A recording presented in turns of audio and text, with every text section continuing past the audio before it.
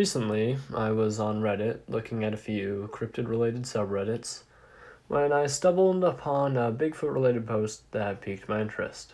It was a missing 411 type story, and after gaining permission from its creator, I have decided to share it here. The day of January 25th, 2002, started off just like any other for 20-year-old Christopher Thomkins. He got up, said goodbye to his mother, who he lived with, and left for his job as a surveyor at 8:10 a.m. that morning. Thomkins met up with the other three members of his four-man surveyor team, and they went about their daily routine of survey work at an expanse of lightly wooded area off County Line Road near Highway 85 in Earl Sly, Georgia. The team moved as a unit, each man spaced 50 feet apart in a line as they worked their way in the same direction through the forest. Thomkins, who was last in line, was keeping regular communications with the others, and he and the man in front of him were within eyesight of each other. At one point, the surveyor in front glanced back towards Thomkins, who had just been talking to him moments before, to find he was suddenly and inexplicably gone. Didn't make any sense because the man had just been there several seconds before. But now there was nothing and nowhere he could have gone without being seen. The surveyor called the others and they searched the area. What they found only made it all even weirder. Nearby was one of Christopher's work boots hanging from a barbed wire fence that stretched to the area, with no sign of the other boot.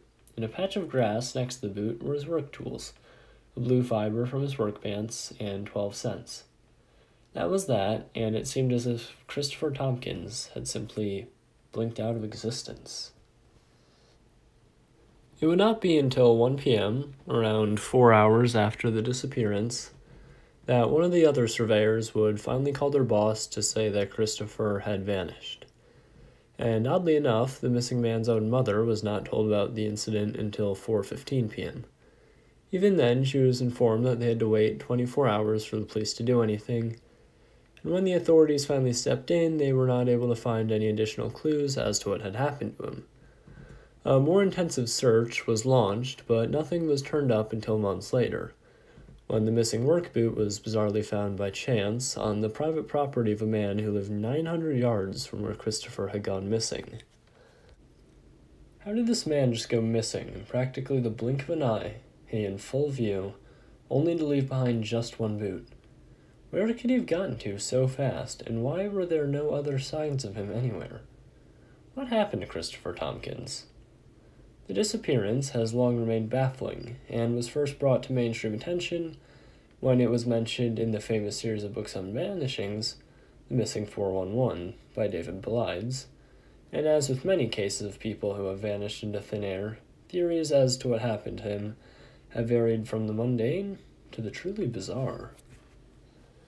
One of the first ideas was that there had been some sort of foul play involved. After all, the surveyors with him did not report the disappearance for several hours, more than enough time for them to murder him and dispose of the body, allowing them to make up whatever story they liked.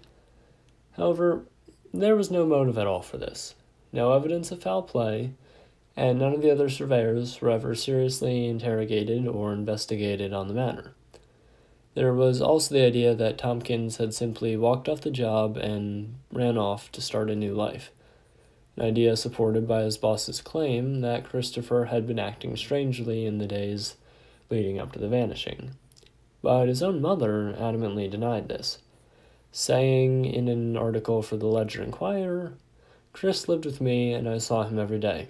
There was neither strange behavior on his part nor any duress." Indeed, many of his friends and family would insist that Thomkins had been a well-adjusted, happy individual, and his coworkers painted a picture of a respectable, hard-working man. There was also the question of, if he did walk away, then how did he manage to do it in full view of the others?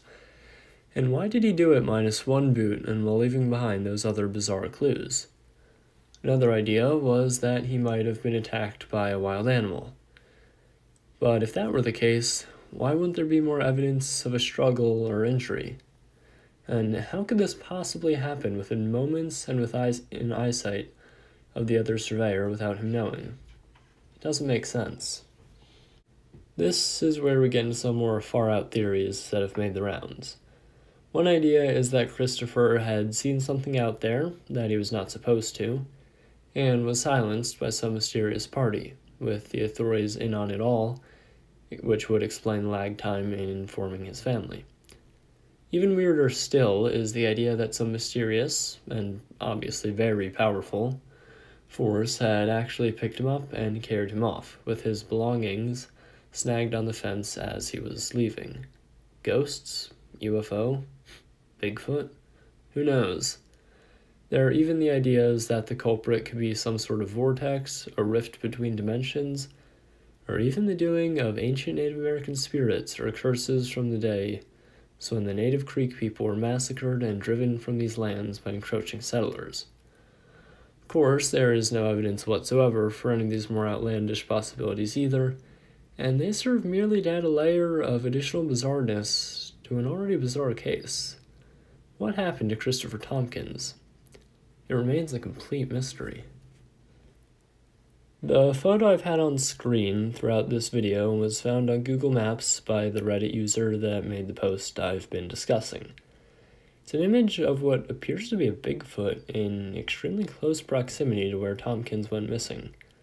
Could there be a Sasquatch population that is responsible for his disappearance?